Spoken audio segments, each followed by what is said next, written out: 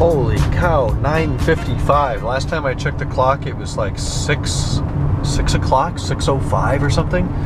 I've been up here in Escondido, up at the shop working with Alex today he got here earlier than I did. I think I was about a 3 p.m., 3:15 arrival. I worked from home all morning and into the afternoon.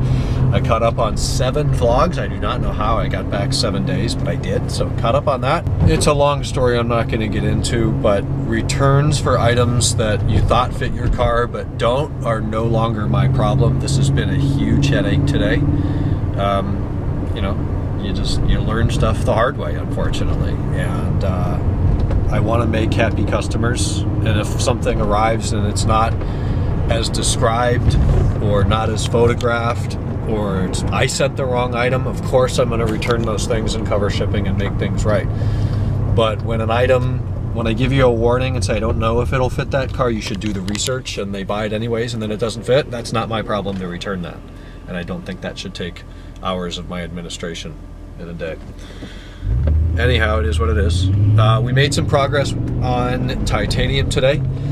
Alex got a lot more of the interior out, and then we took out the driver's seat, and I was going to do an E39 source video, and I thought, oh, let's do the driver's seat, kind of learn what we're doing, and then I'll film it on the passenger seat. I like to do it that way because you just talk about it in a much more educated way when you've already done it once, and it's a lot faster. So we get the driver's seat out.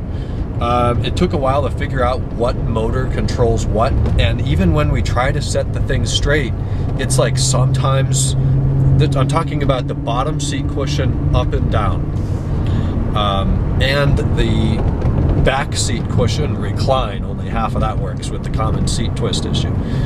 But it's like one of the bottom motors works some of the time, but not all the time. So they're never really in sync together, and I can't get them to level out and be in sync. So we need to disconnect one, synchronize them, and then cut the cable sheathing on both of them. It's a good design, except the cable sheathing is of a material that allows it to expand, seemingly, and then it becomes too long, and the screw in the middle of the cable is too short. It doesn't go into the motor enough to power turning it, right? It's been described a million times. I don't know that my video will be better than anybody else's, especially since this is my first time dealing with it. I think I've been lucky.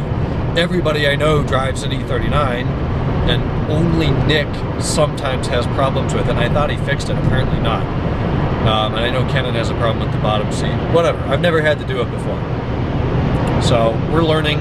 Tomorrow we're gonna get in there with fresh head and probably more food in the system and definitely more daylight. And hopefully do a video on pulling out the passenger side and fixing that. So I'm gonna listen to a podcast, get home. I have to eat dinner. It's freaking 10 o'clock. I have not eaten dinner yet. More mail, some dinner, and then bed. And I'll talk to you guys tomorrow, Tuesday. Good night.